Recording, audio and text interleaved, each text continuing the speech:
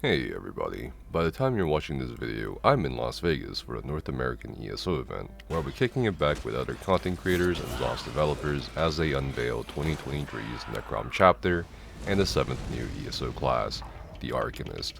I'll also be streaming live from Vegas at twitch.tv/NFSQS as well, and if you enjoyed this video, please do subscribe to the channel to support us and to keep up with even more exclusive ESO information, news, builds, and more in the future.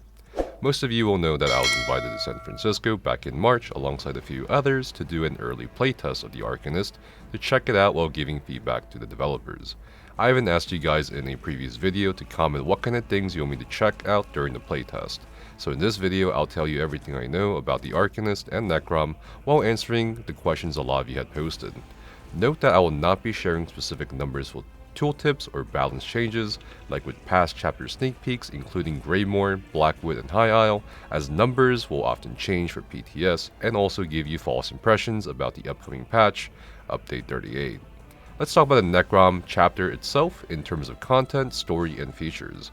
Necrom will be the first chapter to deviate away from the year-long story format that's been stagnating since Elsewhere in 2019. Laramil, an agent of Hermaeus Mora and also the one who sent out the letter to content creators recently, will be recruiting us into stopping a conspiracy against Hermaeus Mora. So instead of fighting against a Daedric prince, we'll apparently be siding with one. And yes, Hermaeus Mora will be voiced by Wes Johnson, who has voiced Sheogorath and Hermaeus Mora in previous The Elder Scrolls games.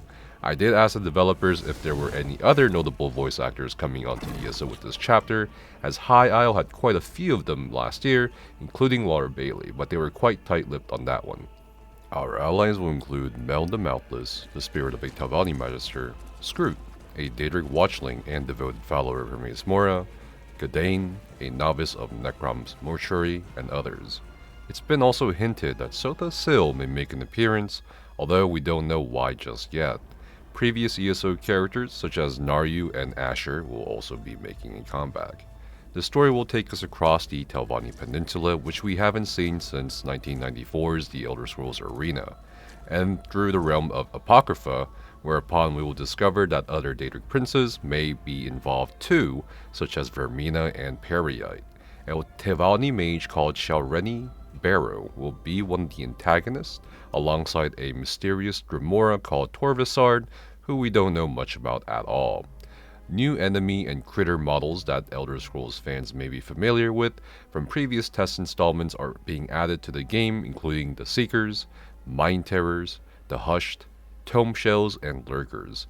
New music composed by Brad Derrick, whose work had been recently nominated for the British Academy Film Awards, will also be present within the game. The Telvanni Peninsula makes about 40% of the Necrom chapter's area size, while Hermaeus Mora's realm of Apocrypha makes up about 60% of the Necrom chapter's area size. The Telvanni Peninsula, from what I explored, have 3 distinct biomes that make it feel like 2017's Morrowind Chapter Zone, but also quite different as well, such as Vardenfell's Edge and the southern parts of the peninsula. The usual fundamentals of a zone are still present, including POIs, delves, world bosses, and so forth. Necrom will be the main city of the Telvanni Peninsula, and I think after touring through it, the architectural style and some of the environmental storytelling NPCs within the city made me a bit more curious about exploring it further. Speaking of NPCs, ESO with Necrom tightened its hold on the world record of having the most NPCs in a video game, which definitely made me wonder just how much more they can add to the game in the future, although it seems after our Q&A session with the developers, there was a lot of back-end work with the game's data and engineering since 2021 to make Necrom and the Arcanist class possible. Since some of you asked, from what I can tell, I don't think Necrom will be as good of a daily crafting rich city like Leyawiin or FFXIV, due to the layout of the crafting area and the potential locations for the turn-in boxes, although the Wayshrine is close to the guild traders. Cypher's Midland will be a player-friendly village you can find in the middle of Apocrypha, which was quite a psychedelic experience in itself visually for me when I playtested it. Words to describe Apocrypha as a realm or zone would definitely include alien, otherworldly, and Lovecraftian. There are also distinct biomes or areas in Apocrypha we'll be able to explore through questing, which will contribute to about over 30 hours of gameplay. As usual, 2 companions will be added with Necrom as a chapter, an eccentric Redguard wizard called Azandar Alcibiades, whose skill lines will be modeled after the Arcanist class, and Sharp as Knight, an Argonian mercenary with no connection to the Hist, and who also has no memory of his pre-adult life. His skill lines will be modeled after the Warden class. You can find more about their stories through their companion questlines in ESO once Necrom launches. In addition to companions, we'll also be getting a lot of new furnishings, costumes, and also a new house. Lastly, a 12-man raid or trial will be introduced with Necrom, the location of which is in the Telvanni Peninsula. Unfortunately, I couldn't explore too much of this new trial as there were unforeseen complications with the playtest build for Necrom, but at the very least, I think it's a pretty cool setting, and I have no doubt that the PvE content team will pull through as always, as they have done so with the past dungeon DLCs and recent trials. And I suspect at the very least, one of the bosses or elite adds will be a Chimera. In basically all the ESO trials, your group usually stacks on the door that leads into the instance, which starts the encounter, but for this one, you'll all be stacking on a bed, then shrinking down to microscopic size, and entering the mind of a powerful Mages Guild member to fight Vermina's control over the mage. The environment of the trial is definitely dreamlike, and I did get to see the new, assumingly, no death hard mode speedrun mount called the Ram of Dark Dreams, which looks to be one of the best mounts I've seen in a while from ESO, which I think a lot of raiders will desire more than they did with the Planesbreaker or Swashbuckler mounts. After looking at achievements for the trial and the attainable cosmetics for said achievements, it seems that face markings and body markings will be included yet again, and not a skin.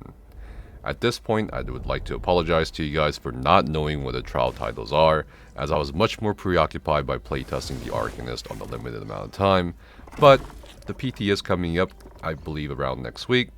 We'll be here soon, so we'll all know by then what the titles are. Before we move on to the Arcanist, I want to talk about the other aspects of the Necrom chapter, or Update 38, that I and others found out. With Update 38, it seems that we'll be able to randomize mounts from the collections menu. So if you have multiple mounts and you want to show every single mount off, every time you mount, it can be a random one you have collected. And this new feature also comes with a favorite mount option as well, and you can randomize amongst your favorite mounts only. There doesn't seem to be any new champion point slottables being added with Necrom from what I saw.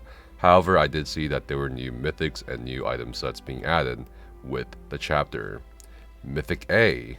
While you have more than one living group member, excluding companions, you can no longer cast ultimate abilities. Instead, casting an ultimate ability transfers your ultimate resource to your living group members, divided equally among them. You also gain minor heroism while you are in combat. Mythic B. While you are above X% stamina, you gain a buff, reducing your damage taken by X%, but causing you to lose X stamina whenever you take damage up to once every X seconds. Mythic C. If you do not have any set bonuses active that require X or more items, you increase your damage done by X%, reducing your damage taken by X%, and increase your healing done by X%. Mythic D. Adds X penetration and increases your damage done by X%, critical damage by X%, and reduces your light and heavy attack damage by X%. Now let's talk about the trial sets I saw. For the Perfected Light Trial set, primarily meant for supports, 2-piece bonus is adds X% healing done, 3-piece bonus is minor Aegis, 4-piece bonus is adds X magical recovery, the 5th piece bonus for Perfected adds X% healing done, and the last actual bonus is when you heal yourself or an ally that is below X% health, you ignite a spark of hope within them for X seconds. If they are above X% health when the effect ends, you and the ally gain major heroism for X seconds. This effect can occur once every X seconds per target. For the damage-oriented trial set that's in light armor for Perfected, we have a 2-piece bonus for adds X critical chance, gain Minor Slayer for the 3-piece bonus, more weapon and spell damage at the 4th and 5th piece bonuses, and the last actual bonus says, while you are standing still, you gain X weapon and spell damage. While you are moving, you gain X health, magicka, and stamina recovery. For the perfected medium trial set, the 2-piece bonus gives you critical chance, 3-piece bonus gives you Minor Slayer, the 4th piece gives you penetration, and the 5th piece bonus gives you critical chance. And the actual bonuses increases your damage done against monsters by X%. This effect doubles for X seconds when you interrupt an enemy. The perfected heavy trial set says, adds X armor, minor aegis, maximum health, armor, and when you take damage while under X% health, your resolve is tested. If you are also below X% stamina, you restore full health, magicka, and stamina, while also gaining major protection and major aegis for X seconds. If you are above X% stamina, you become a Bastion of Hope seconds, causing your major and minor buffs to also grant major aegis for X seconds. This effect can occur once every X minutes. For craftable sets coming with Necrom, we have a really interesting one for craftable set A. 5 item bonus adds X offensive penetration, 10 item bonus adds X weapon and spell damage, and 12 item bonus adds X critical chance. For craftable set B, we have maximum stamina, maximum health, maximum magicka, and while you do have a living companion, reduce the cooldown of their abilities by X%. While you do not have a living companion, reduce the cost of your magicka, stamina, health, and ultimate abilities by X%. For craftable set C, we have health, magicka, and stamina, max resources, and the 5th piece bonus is when you cast an ability that costs resources while in combat, you reduce your potion cooldown by X seconds. This effect can occur once every X seconds. For the Overland sets, we do have the light armor set here, max magicka, max stamina, max magicka, and after staying on 1 bar for X seconds, gain X magicka and stamina when bar swapping. For the medium Overland set, we have a whole bunch of weapon and spell damage from the 2 to 4 piece bonuses, and the 5th piece bonus says, on gaining kill experience, gain X weapon and spell damage for every experience or X experience gained for X seconds. This bonus can stack up to a maximum of X weapon and spell damage.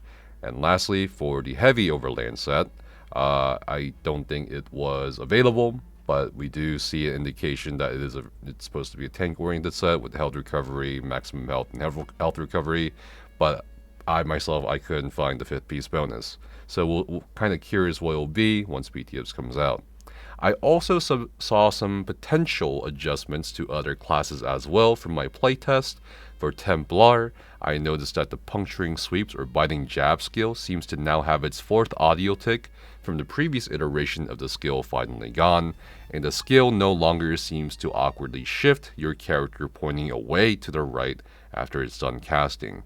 Furthermore, Solar Barrage now apparently offers X% increased damage to your class abilities while it's active. For Sorcerer, Dark Deal, the morph, seems to have gotten Major Berserk, while the Major Berserk given from the Storm Atronach ultimate seems to also have been extended in duration. For the Nightblade, there seems to have been an extension of duration on the debuff from Incapitating Strike and Soul Harvest, which is nice. Lastly, I did ask a question some of you were curious about to the developers directly, and it seems like the 6-week public test server cycle is here to stay instead of reverting back to the original 5-week PTS cycle. Okay, now that we're done with Necrom, potential base game changes, and other things, let's finally talk about the most anticipated part, the 7th new class in ESO, the Arcanist.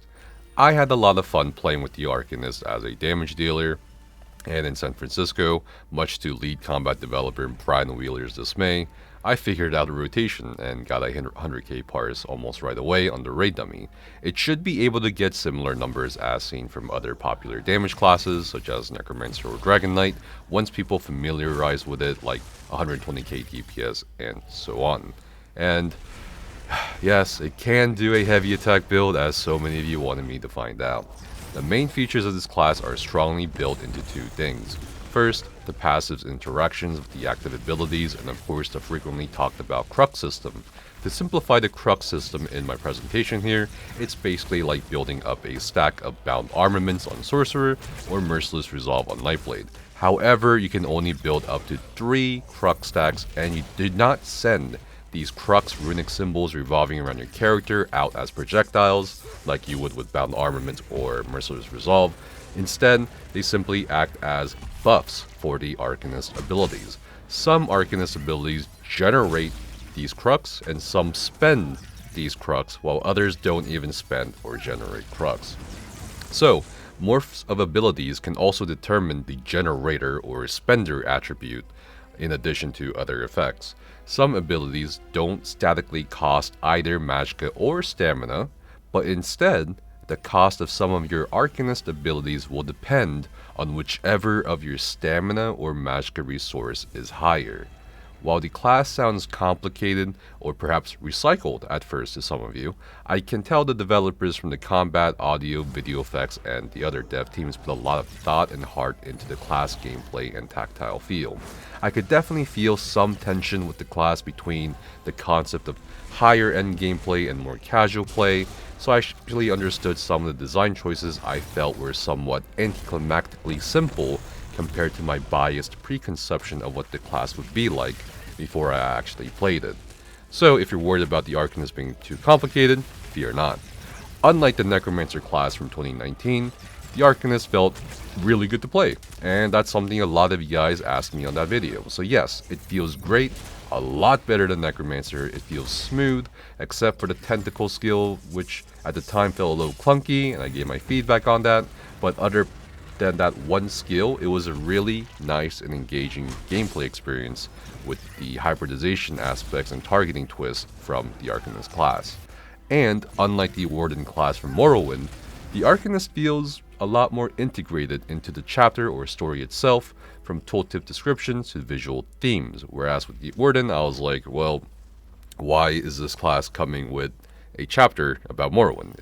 A nice class coming with Morrowind doesn't make sense, but the Arcanist definitely makes more sense.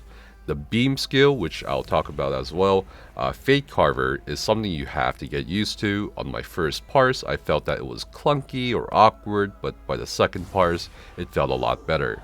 I would say while the channeled nature of the ability may be a turnoff to some people who do enjoy the more active elements of ESO's combat system, I don't think it's a disengagement from the fast-paced combat system, but more so an opportunity to get you thinking about what's happening around you and what you need to cast next after it's done, if that makes sense. For healing with the Arcanist, which a lot of you also asked about, I definitely felt like the class support and healing skills were more suited for 4-man content or small group content, rather than a raid team of 12 in a trial. I think overall the passives, however, are quite forgiving for beginner support players who want to try out either healing or tanking, at least sustain and healing done wise. For tanking with the Arcanist, I definitely appreciated a class unique taunt, though I had my doubts about the efficacy of it compared to the other taunts. From the early playtest, it didn't seem like the one solid pull ability the Arcanist had was working as intended, but that was being worked and improved on apparently. I feel like there's definitely a lack of crowd control compared to Dragon Knights with the Arcanist in wrangling adds, and perhaps in stark contrast to either the healing or damage aspects of the Arcanist class, I felt that the Crux generation of an Arcanist tank was a lot more slower or unreliable, and there wasn't too much to even play with anyway in terms of spending Crux for my tanking abilities. However, I did like that the Arcanist tank felt more reactive to play with in terms of the skills, and again, some skills and passives really were nice for tanking or support in general, so it'd be interesting to see how well the Arcanist class as a whole will perform in both PvP and PvE. Some of you will notice that a few skills have frost damage, and this isn't to upend Warden as a class in any way, as I asked about this to the developers. The reason why some skills will have frost damage is because thematically, without breaking the gameplay balance, like introducing Oblivion damage to the class, the Abyss or the Darkness can be cold instead.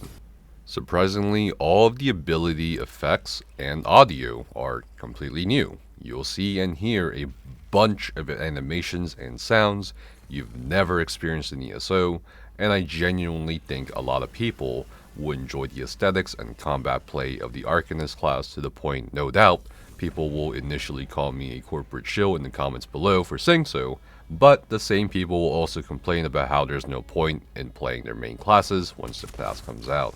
Now, let's go over the skill lines and passives of the Arcanist, starting with the Herald of the Tome skill line. The ultimate, the Unblinking Eye. Tear open the fabric of the Arbus to summon a scion of Hermaeus Mora. This being casts forth a beam that renders asunder reality for X seconds and deals X magic damage to enemies within X meters for every X seconds. The Scion's beam can be repositioned by recasting the Unblinking Eye. It has two morphs, the Tai King's Gaze, where the beam automatically follows the initial target. The Languid Eye snares enemies by X% for X seconds. Rune Blades, which is going to be one of the main spammables for the Arcanist class. The cost is determined by your max resource. Craft a series of apocryphal runes before launching them at a foe, dealing X magic damage X times and generating Crux.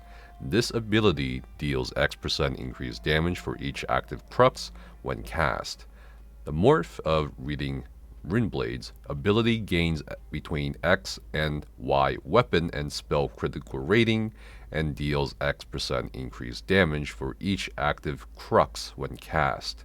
Escalating Rune Blades, the other morph, the last rune explodes, dealing damage to all enemies within X meters of the target. This ability deals X% increased damage for each active Crux when cast. Next, Fate Carver. The cost is also determined by max resource here. Harness pure knowledge into a beam of energy that scars the world in front of you. Channel the beam for up to X seconds, dealing X magic damage every X seconds. Casting Fate Carver consumes all Crux and increases damage done by X% per Crux spent. It has two morphs, the Exhausting Fate Carver. Casting Exhausting Fate Carver consumes all Crux and increases damage done by X%, duration by X seconds, and snare by X% per Crux spent. Pragmatic Fate Carver consumes all Crux and increases damage done by X% and decreases the cost of casting it by X% per Crux spent. The Abyssal Impact, infuse your arms with abyssal magic to form tentacles that lash out at your foes, dealing X physical damage. Enemies are immobilized for X seconds and marked with abyssal ink for X seconds. You deal X% increased damage to enemies drenched in abyssal ink. Cephaliarch's Flail creates a Crux and deals up to X% more damage to enemies with less than X% health. The Tentacular Dreadmorph converts into a Mashka ability and deals frost damage. Damage to foes drenched in abyssal ink is increased by X% and immobilization duration is increased by X second per Crux spent. The Tome Bearer's Inspiration skill, etch a series of runes onto your weapons that pulse with power once every X seconds. Each pulse enhances your class abilities, and striking an enemy with one deals an additional X magic damage and generates Crux if you have none. While slotted on either ability bar, gain Major Brutality and Major Sorcery, increasing your weapon and spell damage by X%. The morph of Inspired Scholarship increases the frequency of damage. The morph of Recuperative Treatise, when dealing damage, restore X Magicka and Stamina. The Imperfect Ring, summon a flawed rune under an enemy that etches foes nearby with scrawled glyphs, dealing X magic damage over X seconds. An ally near the Imperfect Ring's original target can activate the Rune Break synergy, dealing X frost damage to enemies within X meters. The morph of Rune of Displacement, summon a discharging rune under an enemy. After X seconds, the rune pulses, pulling in foes within X meters, and etching them with scrawled glyphs that deal X magic damage over X seconds. The fulminating rune lingers on the initial target for X seconds before detonating, dealing X frost damage to enemies within X meters. Rune detonation cannot be primed with fulminating rune again for X seconds.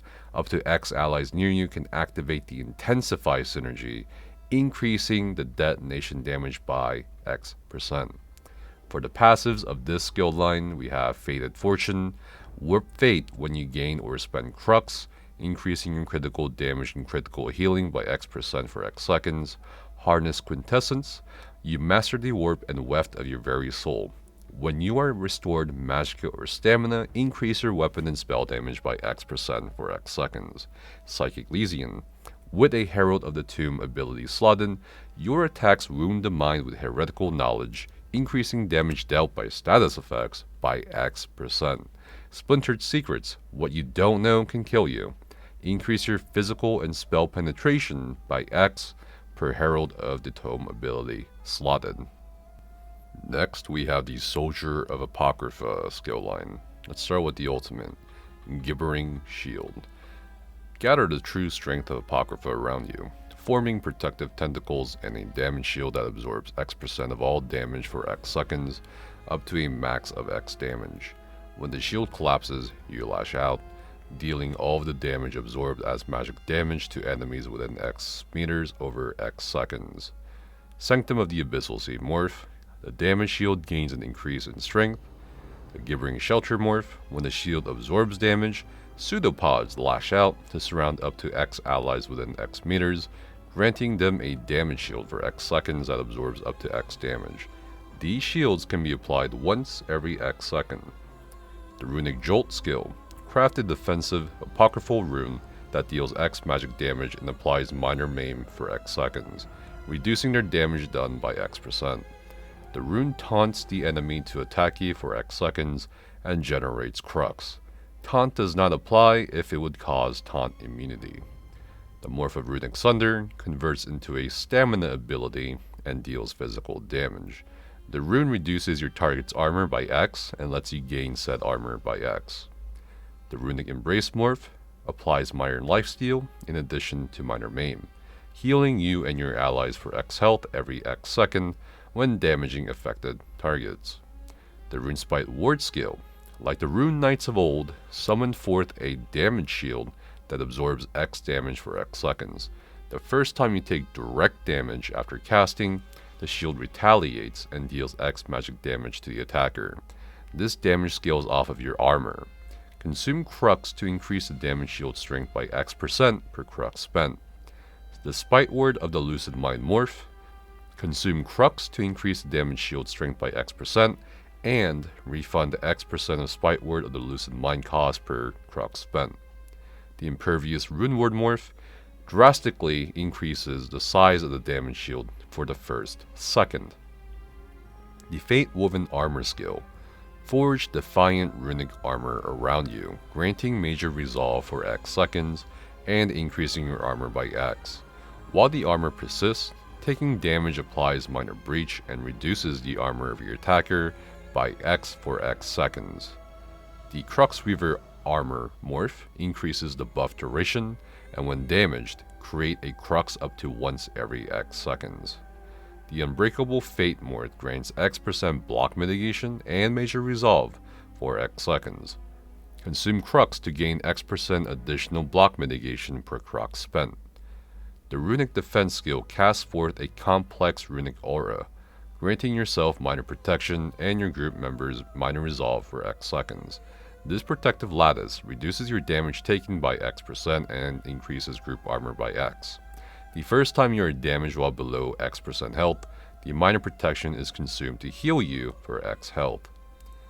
The Runic Stun Word morph casts forth a complex runic aura that stuns enemies within X meters for X seconds. The morph of Rune Guard of Freedom. The first time you are damaged while below X% health, the minor protection is consumed to heal you for X health to give you X armor and apply crowd control immunity for X seconds. This immunity can only occur once every X seconds. For the rune of Eldritch Horror, etch an incomprehensible rune on your enemy's mind, paralyzing them in fear after X seconds, stunning them for X seconds. This terror applies minor vulnerability for X seconds, increasing their damage taken by X%. If used against a monster, the paralyze lasts for X seconds. This ability cannot be dodged. The morph of Rune of Uncanny Adoration. Etch a blasphemous rune on your enemy's mind, charming them after X seconds for X seconds.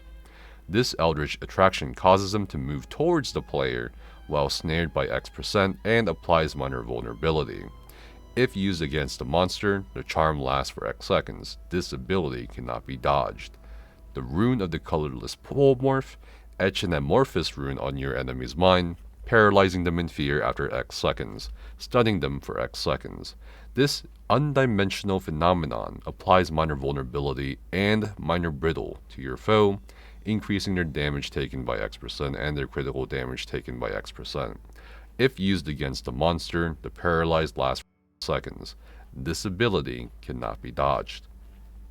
As for passives for the Soldier Apocrypha skill line, we do have the Aegis of the Unseen. Form a secret soldier within your mind, a defense against arcane forces without.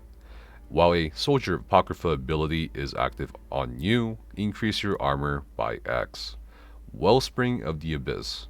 Apocryphal knowledge bubbles up from the depths of your psyche, increasing your health, magic, and stamina recovery by X for each Soldier of Apocrypha ability slot in. Circumvented Fate. Casting an Arcanist ability warps the weave of fate around you, granting you and your group members minor evasion for X seconds and reducing damage from area attacks by X%. This effect can occur once every X seconds. Implacable Outcome. The will of an Arcanist is absolute. When you consume Crux, gain X ultimate. This effect can occur once every X seconds. Last but not least, the Curative Runeforms skill line.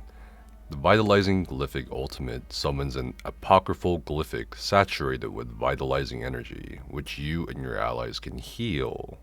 The glyphic spawns at X% health and grows stronger the more you heal it.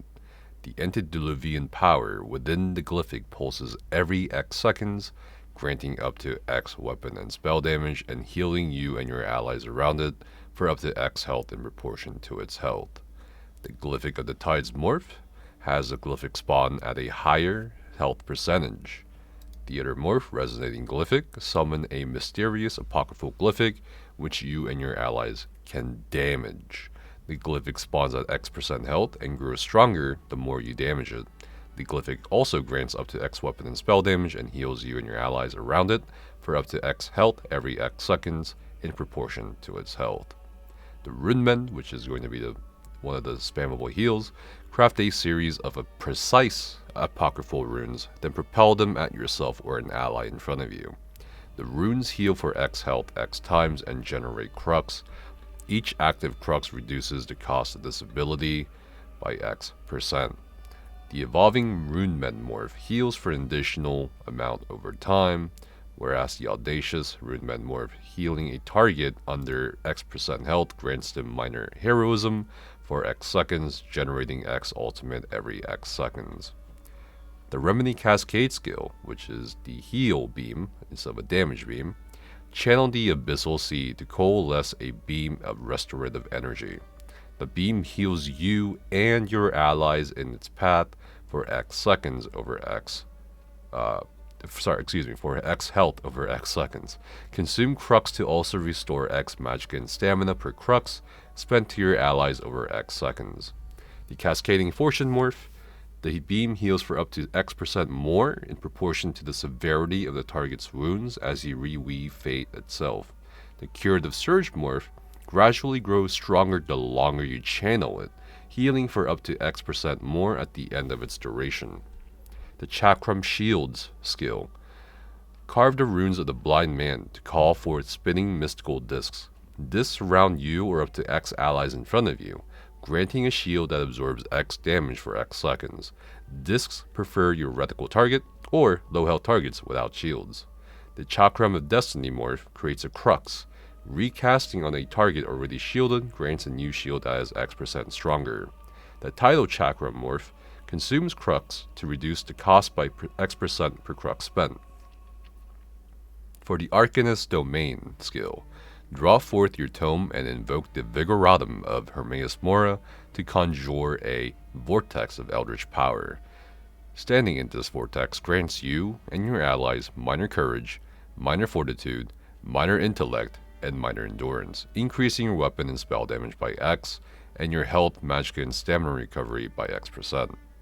The Xenas Empowering Disc morph, the effects of minor courage, minor fortitude, minor intellect, and minor endurance cling to you and your allies for up to X seconds after leaving the vortex.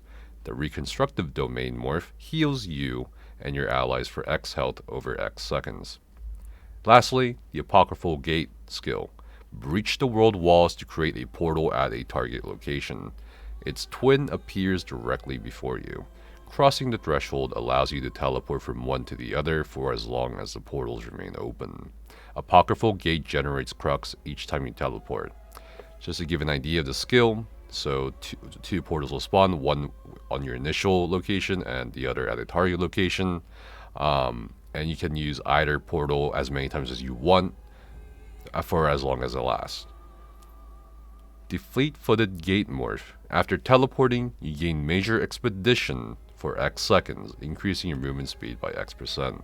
The Passage Between the Worlds morph. Allies standing within either portal can activate the Passage synergy, allowing them to teleport to the opposite portal. For the passives of the Curative Runeforms skill line, we have Healing Tides. Your mastery of Weaving Fate in Abyssal Water increases your healing done by X% for each active Crux. Hideous Clarity. You've stared too long into the abyss.